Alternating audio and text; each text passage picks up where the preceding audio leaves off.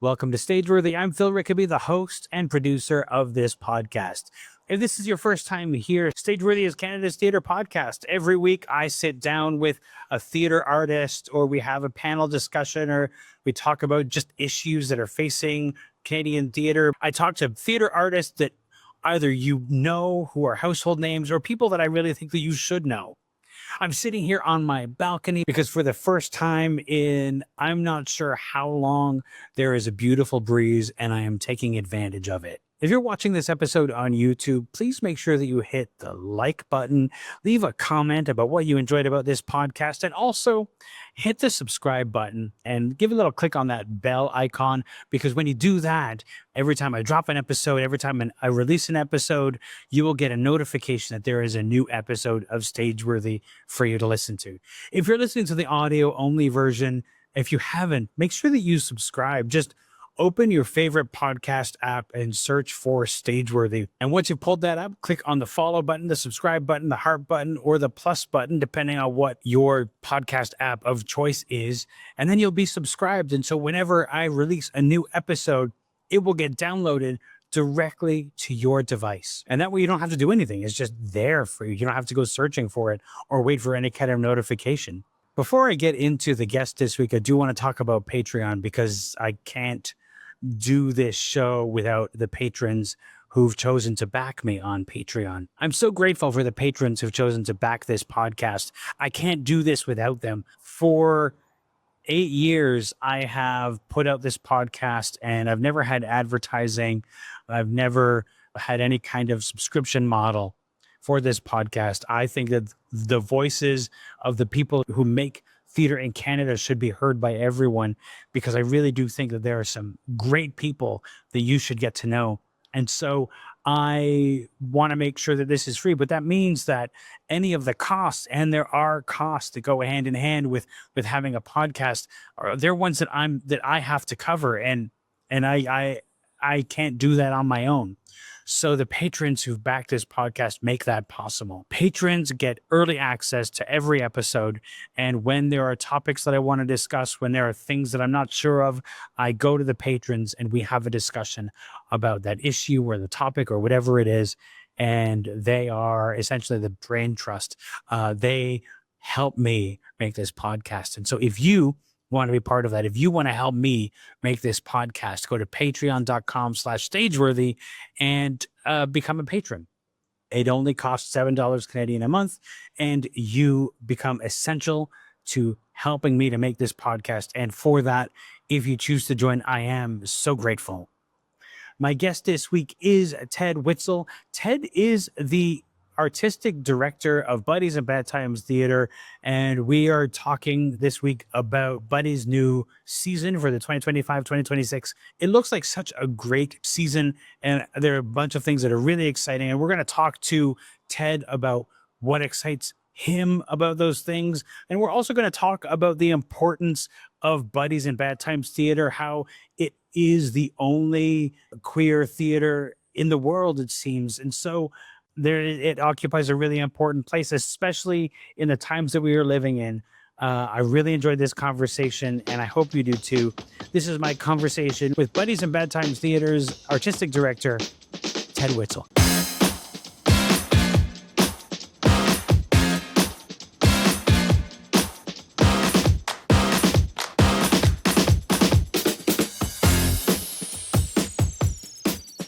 Ted Witzel, thank you so much for joining me. I am really thrilled to be talking to you about Buddies and Bad Times, about the new season that was just announced, and your theater journey, and so much more. But I guess the most important thing, we should get it, like, jump right in and talk about the season. Looking at the season, there's quite a lot that's happening. A lot of co-productions and a lot of really interesting things. Is there a particular theme to the season this year? There is, and yes and no. I will answer a lot of questions with yes and no. I don't go into curating with a particular theme in mind. I'm not looking to ram a bunch of pegs into a predetermined concept. because the way that we curate at Buddies is pretty project based. So it's a totally different approach than literary curation, which some other theaters in town have, and which I was more familiar with when I was working at the Stratford Festival, where you really get like the texts lined up first, and then you find the directors for them and build out from there. We are curating from what is being created out there, what is being created in here, what makes its way to us. Sometimes we're in the business of pulling together a project around a particular script, but I would say I do more artist driven curation, and that is kind of Buddy's historic MO as well. So this season came together from many of these conversations started like 5 minutes after I sat down in this office and before I knew how to use the photocopier. And and so they've come to fruition because these projects feel ready to hit the stage. And then at that point, when I'm like, okay, we've got this badass lineup that's like really ready to go, I start to, or like not even when it's fully formed, but at about the 75% complete mark, I start to go, oh, here are interesting, these things are connected. And then the last pieces kind of fall into place based on the connections that I'm starting to find. So with last season, I know we're going to plug this season, but uh, there was this really interesting moment when I was curating last season and I was trying to make a choice between actually two different projects that I thought I might open the season with as my first directorial statement here. And I looked at the way that Oraculum was connecting to Born Again Crow, and Zuko, Roberto Zuko was one of the pieces that I was thinking about. And I went, oh, there's this kind of movement towards the divine, the transcendent, the mystical inside of queerness and queer rage that actually feels like, okay, I do need to move towards Zuko because it actually makes a really lovely journey across the text that we've pulled together. And something similar happened with this season, where there was a piece that came, one of the pieces came to me after most of the conversations were there, and this a creative team reached out to me and said, we love what you're doing at Buddies, we have this piece, we think it might actually work there, we weren't planning to produce it with an institution, but it just makes sense with what you're doing at Buddies. And once I read that text, I went, oh, there's this really interesting kind of longing that I'm feeling across all of the pieces. And the longing, I mean, longing is just the gayest, like it is basically the queer experience. But it is like the longing is simultaneously a longing for intimacy, a longing for tenderness, a longing for sweaty bodies, and a longing for revolution. And this sense of yearning, pining, longing, like I sometimes I think like the gay agenda is just longing to long for things. Um, but it felt like something I could really hold on to that was pulling it together. So we ended up, look at that, I've got a prop. We ended up with a season curated around this phrase, these are the things we longed for. And then it was really exciting to take, I love to already have that phrase ready when I go into the graphic design process, because Fran Chudnoff, who is an amazing interdisciplinary artist, also a dancer, but is also a photographer, graphic artist, they then grabbed from that. They said, okay, if you talk about longing in these ways, there is this movement towards, like, they really wanted to be in like shades of purple and like really great foggy backgrounds, and they've built this beautiful like ASCII needlework kind of texture over it, so it does this kind of digital garble with these very classical kind of handcrafts. And I loved that. Like, I love having the thematic there as a prompt for how we then like build out the brand identity and the visual identity of the experience of a whole lineup of work. Like I think it gives a coherence to the journey through all of these works that we're asking the public to go on with us. I mean, I really do think that design is sort of the forgotten partner in any theatrical season, any theatrical endeavor. I think for some people it ends up being like the last thing they think of when it should be like so early. I was talking with the solo artist Jillian English many years ago, and she said, "I don't do anything unless I know how to market it. Like I won't even write it unless I know how to market it," which is it opened my eyes, and it was like, "Oh, this is you've got to do this stuff early. It can't be an afterthought." And that brochure looks great. Thank you. Yeah, I mean, Nina Liakino has this great question when she's considering pieces to curate, and I'm on the National Creation Fund curatorial committee with her, and she asks often like who is this piece a love letter to?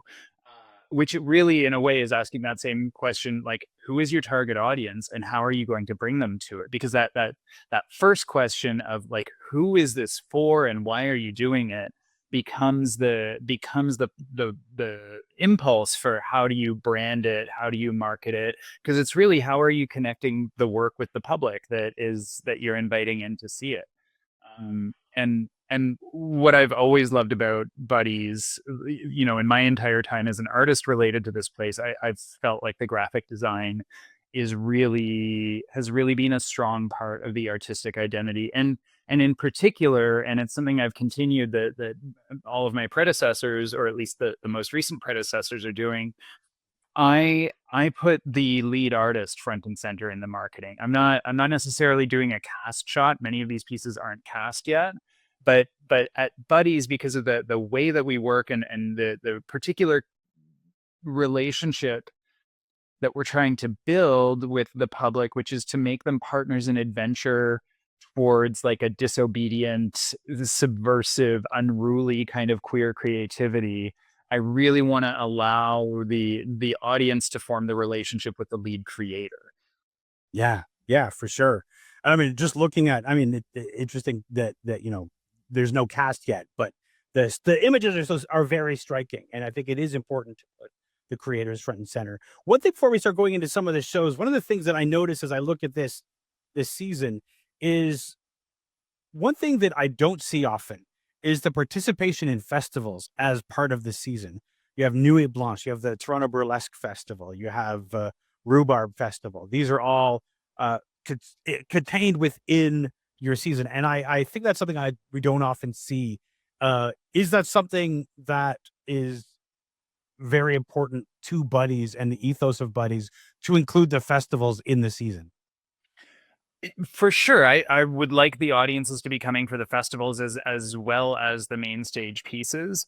I think that's they are all part of the same ethos, and they're like those three festivals, and then we also run Queer Pride Festival in June, are all like they all serve different artistic ends inside of the broader mandate that we have, whether it is Nuit Blanche and Toronto burlesque festivals are more nightlife based, and sort of underground performance based, whereas Rhubarb is a festival of artistic experimentation, and Queer Pride kind of runs the gamut. It's actually like a community created festival in a way, because we play host to a whole bunch of people who are doing their big pride version of whatever their regular event is. But there's something also about just the idea of festival, and what I think festival as a notion can unlock for an audience experience. I've had some of my best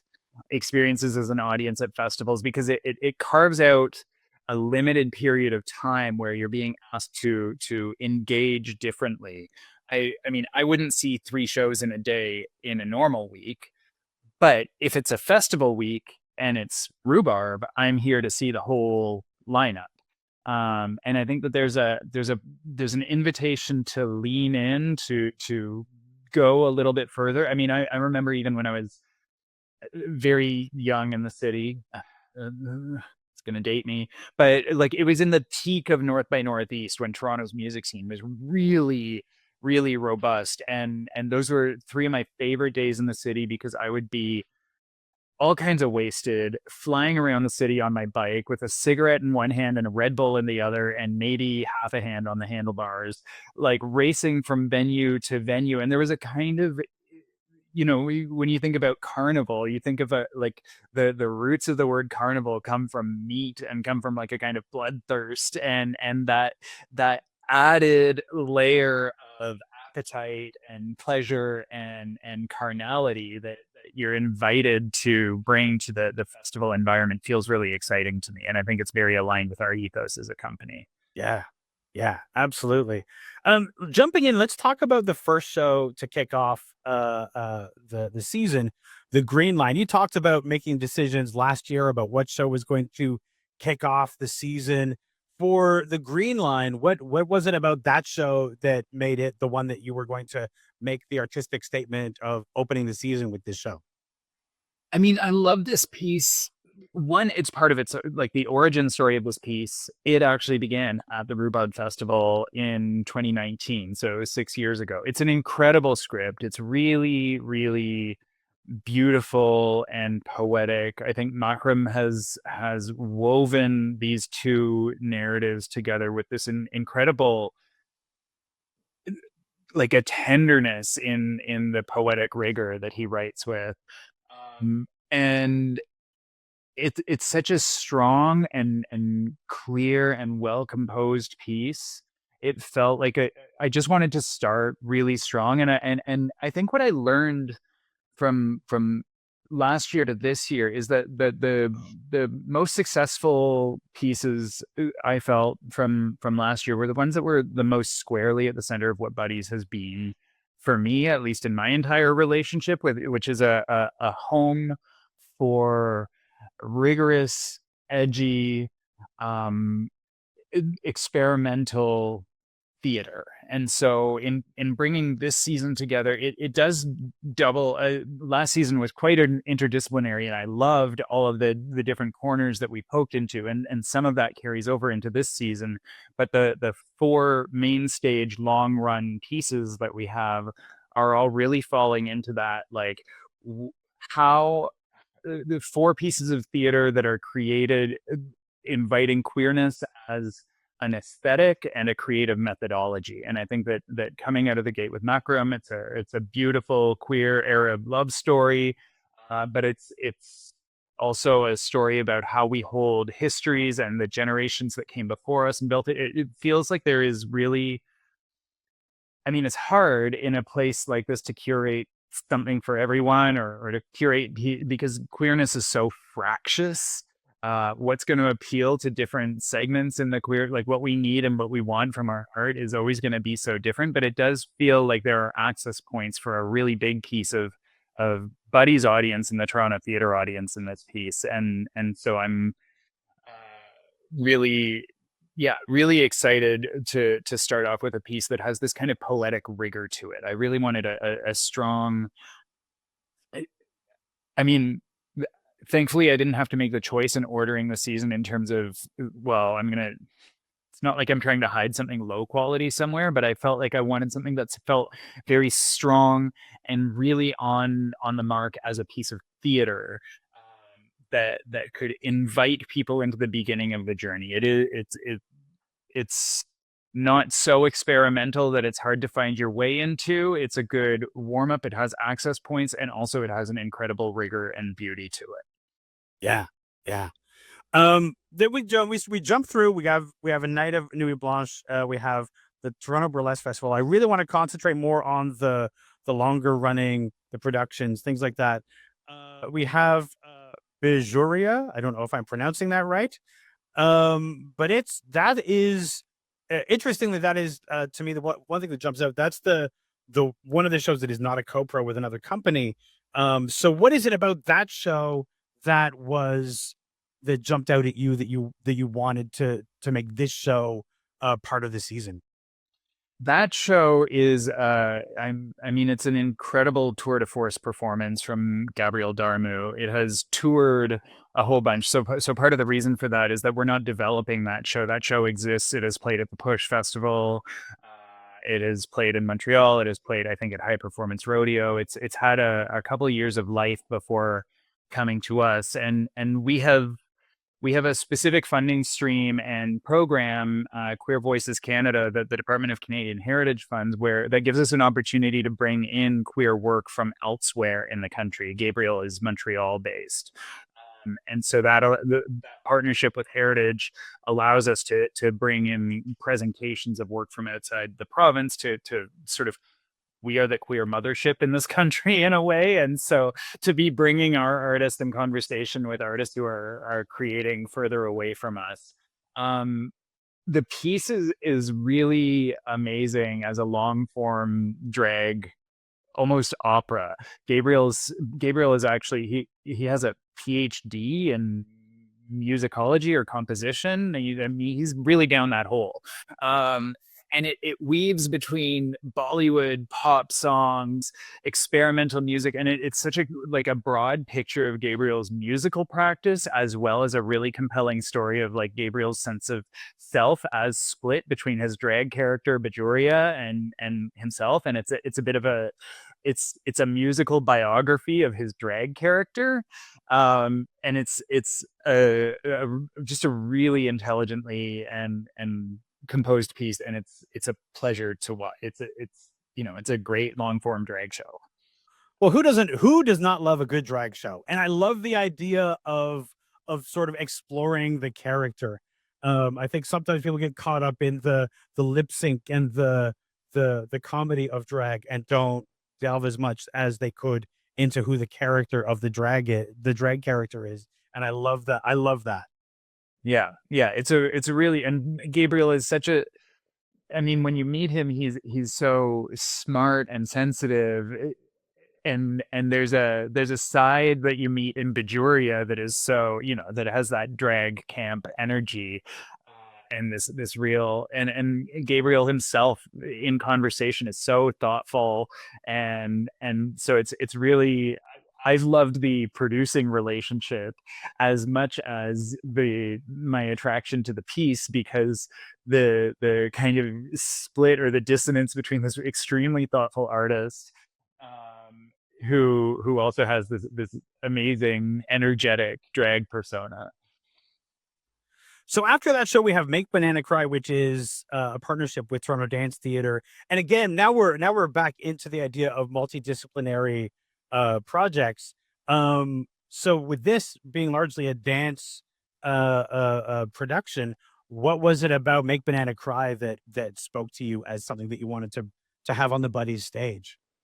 Well, again, it's similarly to Bajuria, it has been around. It has, like, it's been to Hamburg at Kampnagel. It's been on the boards in New York. It's been at Festival Transamérique, and it's been presented by Portland Institute for Contemporary Art. It's a really smart, sexy, fun piece, and it is like, it's a partnership with Toronto Dance Theatre, and it does lean into the theater part of dance theater. It's the intervention into this space. Part of why Andrew brought it to me for a collaboration was because it literally cannot fit inside of the Winchester Street Theater, and the Buddy space is big enough to hold it. And it's a show that he made back in Montreal with his collaborator Stephen Thompson. And so, one, it was practical that started the conversation, but also I had done an exercise when I came in of trying to map our, this is going to sound so irritating and nerdy. I was trying to map our market position in the Toronto theater sector. And I don't know. I don't know if that's irritating, but I mapped it according to vectors of like production value, like how expensive does the experience feel, and then edginess on the other axis. So they're like companies like Mirvish, Stratford, all of them are going to be high up on that production value front, and then thinking about like that axis of edginess and who is nearby us. And I actually found, in my completely unquantitative exercise, because it was kind of on vibes, but in looking at it, I feel like Toronto Dance Theatre is kind of the closest energy and aesthetic to what we do here. There's a really natural synergy between the works that we present. Like we go right to the edge of theater and they go right to the edge of dance, and but we're both on a track to like, how do we experiment with form, how are we catering to, and when I go to TDT, the audience that they have is similar to the audience that we have here. I think there is a complementary taste thing. So it felt really organic and natural to collaborate. And then the way that this piece plays with space in particular, it's set up that we're going to be setting up the chamber as a fashion runway. So it's that U-shaped runway with some of the guests in a bank in the middle and then on either side and then at the front of it. So it's really going to be a completely different experience of our space. And there's an installation on the way in. So there's a real rigor and exciting vision about the spatial journey and the experiential journey for the audience. And whether it's, it's six of one, half a dozen of another, whether it's dance or theater in the end. Yeah. I mean, just one thing I'm noticing here is like talking about stretching like between different aspects. The next show up is the Herald, which is like Greek myth and Antonio Banderas' astrological chart and so much more. Like, what is it about the Herald that's like it sounds as wild as anything else? Oh, it's so wild. And I I think this piece of writing is so brilliant, and I have so much trouble explaining it. Because what I think is so transformative about this piece is that Jill, the way she's composed it, starts you off in what feels like a performance lecture or an easy one-on-one talk about Jill's trip to, or Jill's experience with her astrologer and her birth chart, and comparing it to Antonio Banderas and his Cape making adventures. And it morphs and mutates out of there in this really organic way into this, she goes from making capes, which can free associate you towards both free associates you towards heroes, and from hero she goes to Heracles, and from Heracles she goes to the labors of Heracles, and then circles back to like the labor of making capes and the labor of being a human and the labor of today's economy. So there's this free associative drift, and Jill, I've known Jill for a really long time, and Jill has a really poetic imagination. We have some of the same favorite poets in common, and so watching Jill work in this poetic, dreamlike way, it feels really exciting, and it pushes form, and what is common across all of these pieces. And I'm interested in bringing together challenging work. I hear from a lot of people like, sure, I go to this theater to be entertained. I go to this theater for like a great literature. I go to Buddies to be challenged and to encounter the unknown and to be asked to think and experience performance in ways that I wouldn't normally. And I think I'm really interested in proposing that challenge, not as an affront to the audience, but as an invitation. And I'm interested in asking people to bend and reach, but I'm not interested in breaking them. And I think that Jill's aesthetic play and poetic voice and real disarming, she goes between Heracles and How to Shop at Shoppers Drug Mart in the space of half a page, and it feels totally organic but so grounded. It's so accessible and beautiful, and with all of those associations that she makes, she's revealing something new to me that like is an observation I wouldn't normally make. But she works through cognitive dissonance in a way that gives you these surprising insights into really mundane things like picking up a prescription. I think that it is one of the gifts of theater that we can talk about issues, but sort of like hide them in a wrapper. We don't have to. You don't have to hit people over the head with it. You can sort of just deal with like big questions and challenge people without like shouting in their face that they're being challenged. And this sounds a little bit like you have the challenge, but also like the whiplash of where is this going, and like being really entertained by the show. Yeah. Yeah. It's a piece that really takes care of you. It is like it's exciting. It's such an adventure because you rove across time, across history, across the globe, and yet it never leaves you behind. And it always allows each of the places that it's going to become personal to you. I'm talking about it in such abstraction, and I still am refining my like hook on this one because it is maybe the biggest marketing challenge, except that Jill just looks so hot in this photo that it's actually not that hard. Um, but uh, it is. I read it I tore through it on a flight. Weirdly, I read it on a flight to Bulgaria, of all places. And by the time I got off the plane, I immediately texted Jill and her producer Sasha and was like, "Okay, let's talk. Let's figure out next steps on this." Because and that was 3 drafts ago, and still it was like, "Yep, I believe in this. I trust where you're going, and I'm so excited by what you're offering here." Next up, I mean, Keiichi Laga and Judy, the begging brown bitch plays. Bilal Beg is no stranger to Canadian audiences, especially if people have watched their show on CBC Gem. They've been around. Tell me about this particular show and what it is about this production that is that people should really see. I mean, what I love about Bilal is she always knows who she's writing for. And in this case, she's developed these pieces here in residence at Buddy's over the last. I mean, Juti had its first sort of workshop existence in our emerging creators unit about 7 years ago, and then came into residence. And it was initially it was like, are we going to expand this one play? And instead, Bilal wrote it a sister play.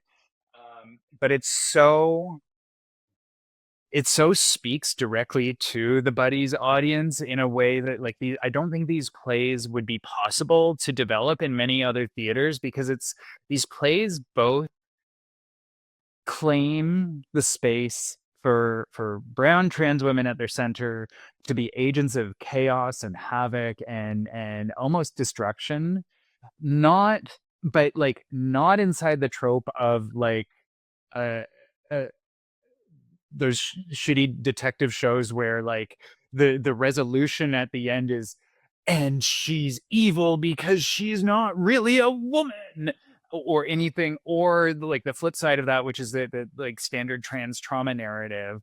But just because they are people, like just on the basis of themselves, yeah, they can be a bit destructive and they can cause havoc because they are people too. And we shouldn't, no marginalized person should be exposed to this dichotomy of like villain or victim, but like where is the space for them to have agency to kind of be shitty people on their own and for us to understand why they're shitty people on their own. There's something, the thing that I did a lot of Brecht in my early years as a theater maker and trained very much in a German, very German theater school, and worked in Germany a bit. And the thing that I found about Brecht is that so often those plays are about why they're not about resisting tyranny, but they're actually about the very human reasons why people fail to resist tyranny.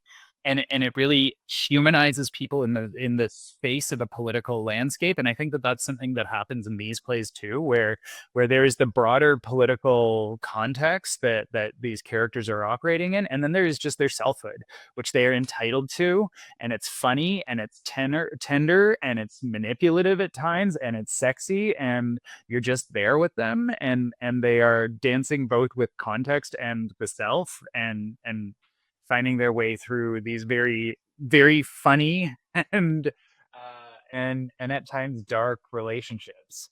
Yeah, yeah. Now, rounding out the season is a co-production with the Howland Company, Take Rimbaud, and that's by Susan Fournier. And what is it about this show that made you want to end the season with this one? this show I'm very deeply involved with and have been for 11 years. Um, so Susanna Fournier is one of my like closest collaborators, and I don't even know how many things we've made together over the last 11 years that we've known each other. But when we first met, this was one of the first projects. It was the second thing that she had written that she shared with me. Um, and at the time it was this like polemic, this manifesto. It was Susie's rage poem about how terrible it is to be an emerging artist in the city of Toronto. So it takes four poets and puts them in hell, which is kind of the condition of being an emerging artist in the city of Toronto in 2014. And we've had this, and Susie was writing it for the Howland Company, and brought me into that first workshop process. I think we flew back from Berlin, and the next day we were in a workshop for this piece, and it was a bit of a fever dream.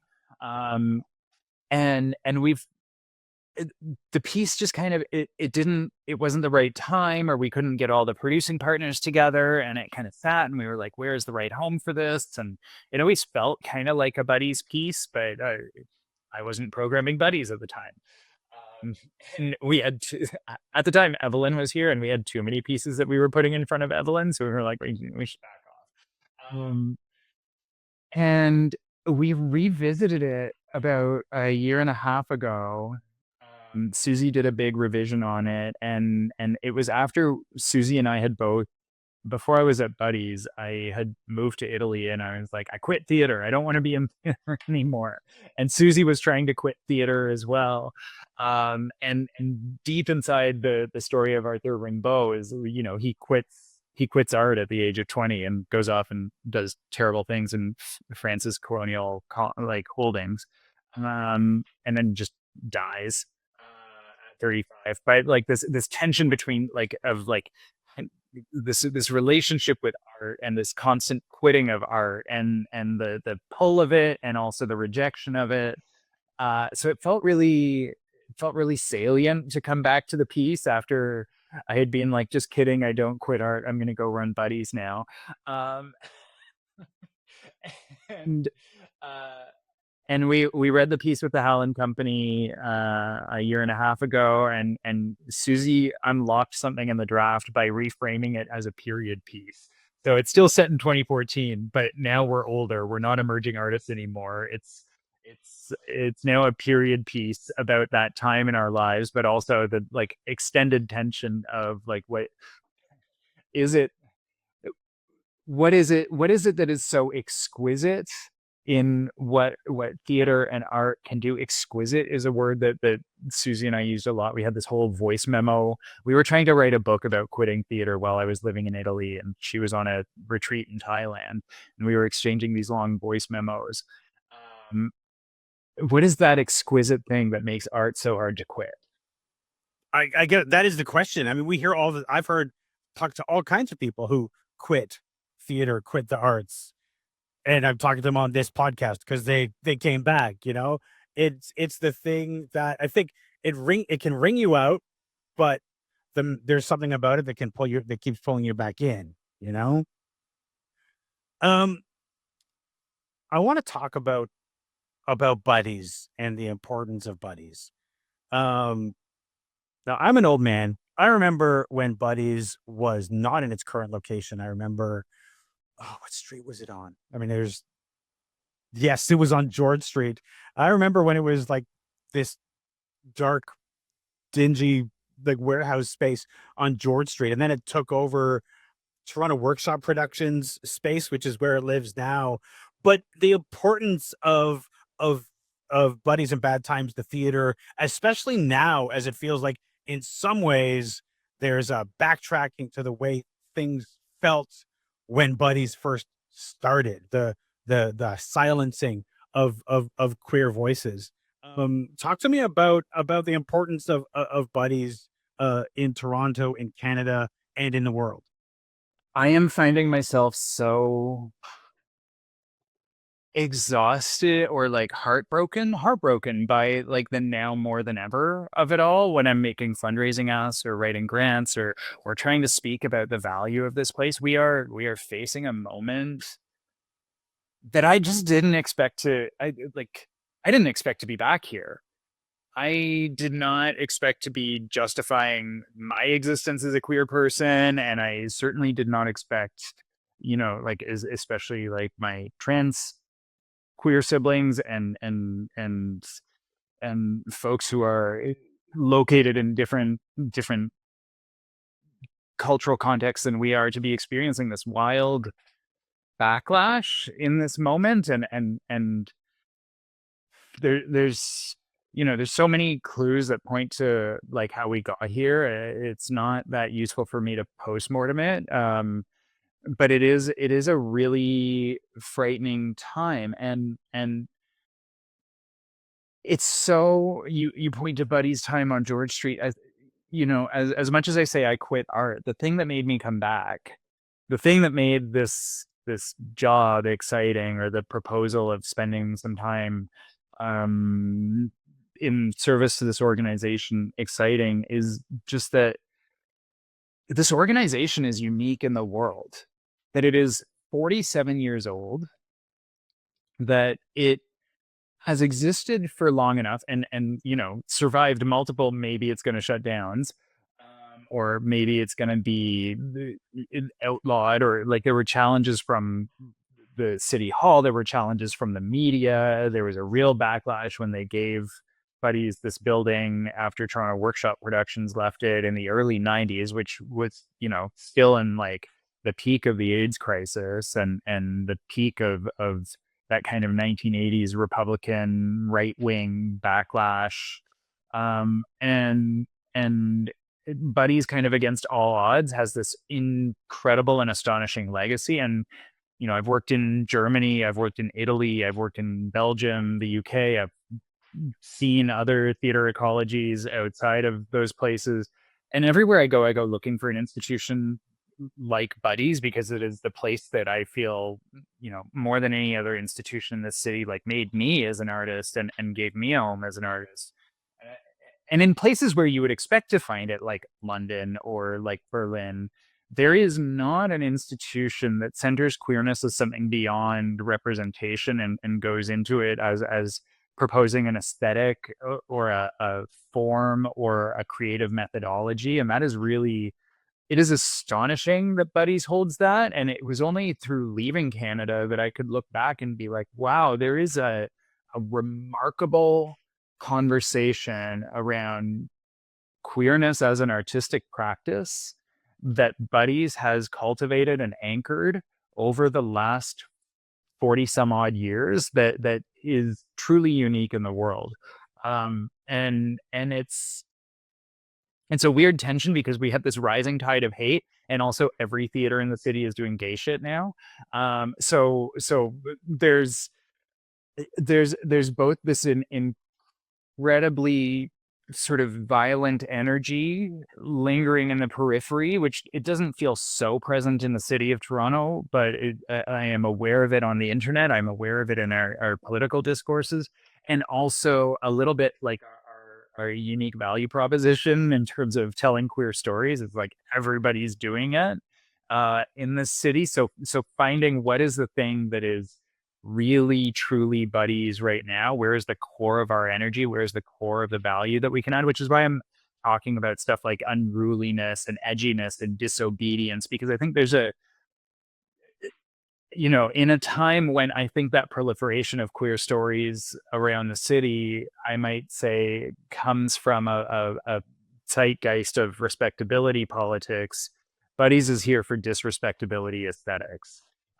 We are here to be the impolite and defiant and defiantly sexy queers, and to there's something around queerness as a political orientation that has a sense of rebellion built into it, and so that is the energy that we offer. Well, when Buddies was founded, there was no respectability politics. There's no respectability in it. It was literally about like, let's put this stuff on stage. Let's do it. Let's put it out there at a time when, like you said, nobody was. Like the stories were in the closet, and here they were now on stage. Which again, this moment, this bullshit that's happening is it continually surprises me and yet doesn't. But like each act of cruelty, each act of erasure just makes me more angry. Just because it is like we how far did we come in our in not just respectability, but like just like the ability to live, to be out, to be all of these things. And now there's all of these forces trying to push people back into the closet. And not just back into the closet, but like to not exist. And that makes and again, when you say there's nothing like buddies as you travel the world in places where you would think there would be something like buddies to find just it not being there, it's surprising, but also just makes buddies in bad times more important, not just in Toronto and Canada, but a voice in the world. Absolutely. And I mean, having us be a voice in the world, I think that there's, my queer agenda is global domination. Uh, Not so much that, but I've noticed that there's this interesting thing because queer culture for so long, like queer culture emerged from the grassroots. It comes from community organizing, and it comes from gathering places. It comes from the underground, and there is no. It very rarely exists from a top down place. It comes up from the collective. And so when you look at like the different queer festivals, queer venues, queer spaces for performance around the world, all of them have come up from the grassroots, from their local ecologies. Buddies kind of, we say, largest and longest running. There's a few theaters that are older than us, but they're not as large as us. So it's a bit, it's a good marketing line. We still use it on our grant application. I still say it to donors, but it is a bit gray zone there. But the size and scale and history of this place make us really well positioned to be a global leader and a holder of global networks in queer performance. There are conversations that this institution has started.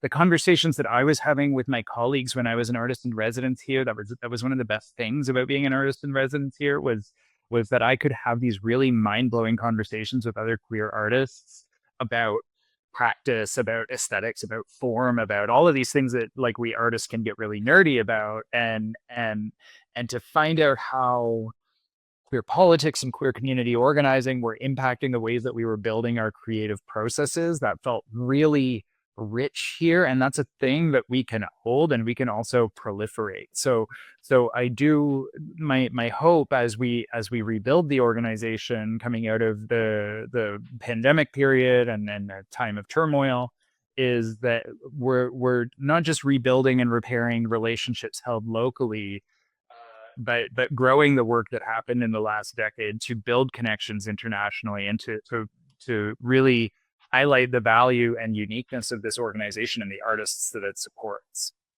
One of the things that we hear, people who are sort of like in the scene, around the scene of theater, hear a lot about audiences not coming back and the struggle to build, to reconnect with audiences.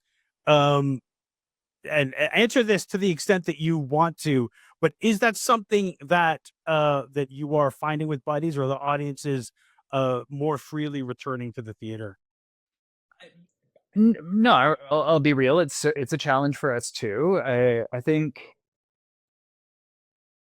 I'm so bored of the conversation where we're all like, people are choosing Netflix over theater. But I mean, what what I think people are choosing is the comfort of their own home, and they need a greater incentive to leave the house. Buddies isn't a complex position because um, there was an accountability process around the organization and some turmoil in leadership and governance. And so we also have the organization has repair to do in a lot of directions, relationship repair, and that's part of what I've taken on since I started, and I can only move at the speed of the number of conversations I can put into my calendar, uh, but there is a, it's hard for me to diagnose here at Buddies to what extent is it pandemic changed people's behavior, and to what extent is it people's impressions and ideas of what this organization is for, and then to what extent has like our prior audience aged out of wanting to be here or gone or like changed their loyalty or buying patterns. It's a big thing that I think all of the theaters are playing with to various degrees, whether like regardless of the context that's informing the changed relationship to the audience, rebuilding. It's not just about rebuilding loyalty, it's about rebuilding energetic engagement because I I am putting my energy into an institution if I am willing to go home from my very long day of managing the homosexual chaos, walk the dog, and then get back on my bike and go and see a play of who knows if it's going to be good or not. You know, I'm taking a chance and I can't turn it off and I've already left my house. So there's I discovered I always thought that I was an extrovert because I work in theater and you just have to be. And I discovered in the pandemic that I'm actually not.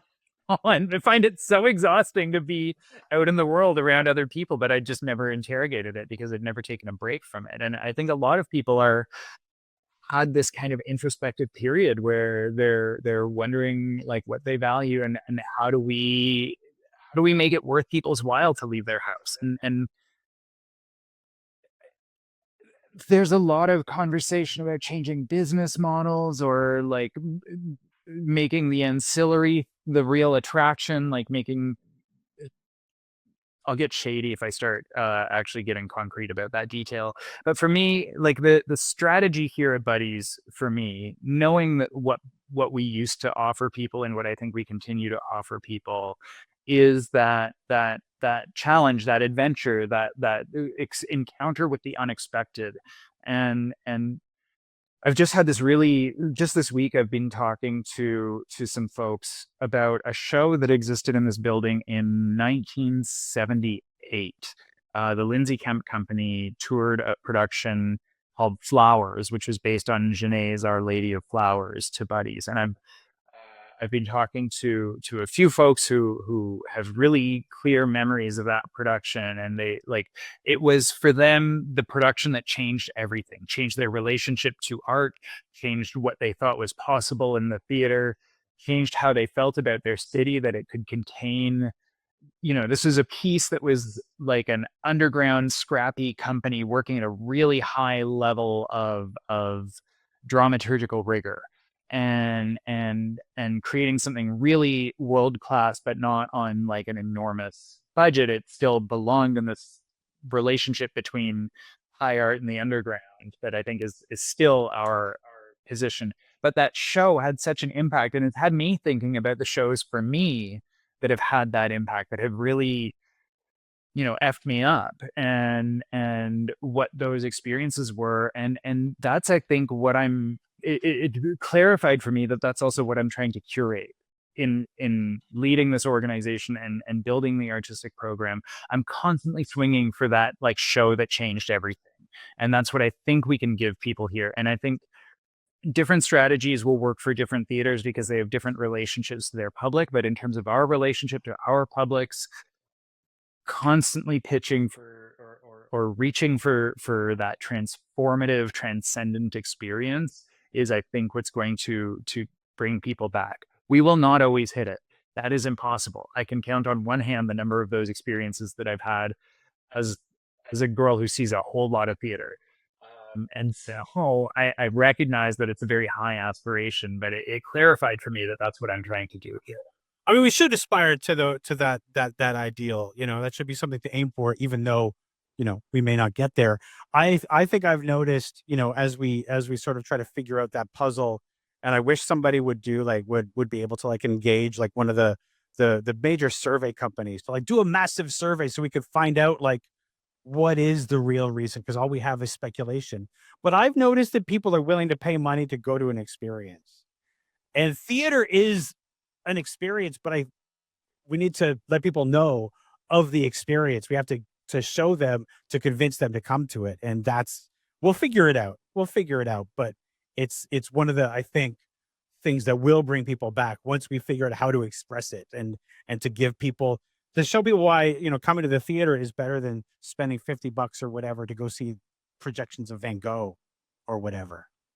Oh yeah, and those homosexuals will drop $1,000 on a Taylor Swift or Beyonce ticket. It's not. It's like I hear a lot like price is the barrier. Like, girl, we have $10 tickets available. Price is not the thing. But what's happening at Beyonce or Taylor Swift is like the scale of spectacle, the full experience, how you build the night out, and I think you're so right about like that's what I really want the feeling to be here at Buddies. And when we when we began, my co-lead Christina and I worked up a kind of manual of what we're calling hosting culture. So um, rather than just processing people as patrons and like taking the ticket and pointing them into the theater or whatever, we're really trying to build the environment of the building as something that people can lean into, because I want people to come here and for it to feel lit. Like I want people to like we have when the bar is our lobby, we have the best lobby in the city. It's it's the liveliest. It's the one that doesn't again, don't be shady. We have the best lobby in the city. It's the best place to wait for a show.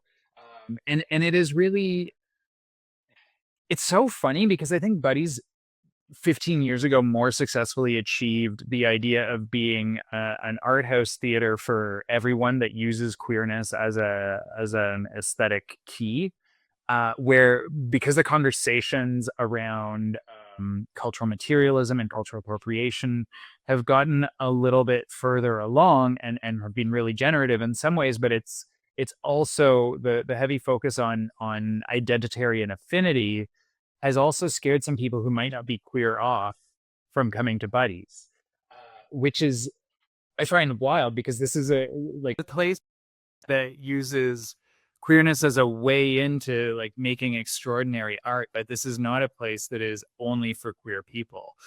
We center queer voices, but this is a place for anyone who wants like that kind of cultural adventure, that kind of experience of like, yeah, I'm going to sit in a gay bar while I wait to go in and see this wild play, and then I'm going to come out and I don't know if it's going to be a furry party or a burlesque night or like the gay volleyball league, but I don't know what's going to be happening there. But I'm going to walk out and it's going to feel alive. And that's actually the experience that I want people to have here, because that you get sucked into the furry party as the only person who's not in a full suit. And like that's a story for I don't know, for the grandchildren. Yeah, absolutely. No, just we're sort of running out of time, but I made a promise at the beginning of this episode, and I need to fulfill that promise. And that promise is talking about how you got pulled into the position of artistic director of Buddies and Bad Times, especially as somebody who was trying to leave the theater. What happened? I mean, I quit Canada all the time. That was my third time trying to quit Canada. Um, Canada always calls my bluff. She's a savvy poker player. Um, what happened? Uh, I mean, the short version is I love this place. This place made me. It's not an exaggeration to say that this place made me who I am, and in a way, like that is most true of its existence as a theater. But even when I first came out and was coming to Toronto, this is the first place I went dancing. Like Patricia was behind the bar and like was as always just a fucking icon. And I didn't even know this place was a theater for probably the first 3 years I was engaging with it. I was just some like gay who'd moved here from the suburbs. But my experience at Buddies completely transformed me as an artist. I was invited to really blow up everything all of my assumptions about what an artistic process was and how I related to my source material and what I even knew I could create and how I could relate to my collaborators. Um, and it was hard to watch the crisis period on social. I actually quit Facebook because he's like, I think I'm watching Buddies meltdown, and it's heartbreaking. And also Facebook was just a really bad place at the beginning of the pandemic. And when they posted the artistic director job, I was living in Italy. I had quit Canada because reasons. Like, what's my public messaging about why I quit Canada that time? What I was actually doing was going to school in Milan, and I also had the feeling, as in my like mid late 30s, I was like, this is the last time I can like fully like fuck off and move to another country and like have to learn a new language and like have a new experience. And it's like, I'm gonna be too old for that very soon. So I've got to do it now. And I'm always in a tenuous relationship with theater because the kind of theater that I like to make and see is not the most commercially viable. And I was building a life over there, and I was pretty committed to staying there. And I got invited to apply for this job, and I said no, and I got re-invited to apply for this job because I was really trying to like do the thing of like, I'm gonna finish this degree, I'm gonna stay in Italy, I'm gonna try to work as a. I still wanted to work in culture, but I think the thing that I landed on was like, I've always been very interested and keen to like make systemic change. And through my time working at Stratford and through my time working at other institutions, I had just kind of realized that running an institution is not the place where you go to change the sector. And what I wanted to be doing was pursuing more of a policy making, consulting kind of world where I was looking for the nodes in the systems where I could actually build change. And I think that's so attached to being close to how financial decisions are being made and how funding decisions and policy rollout is happening. So that's what I was looking to do. But when I was asked to consider coming to this place, it was really just love for this place, honestly, and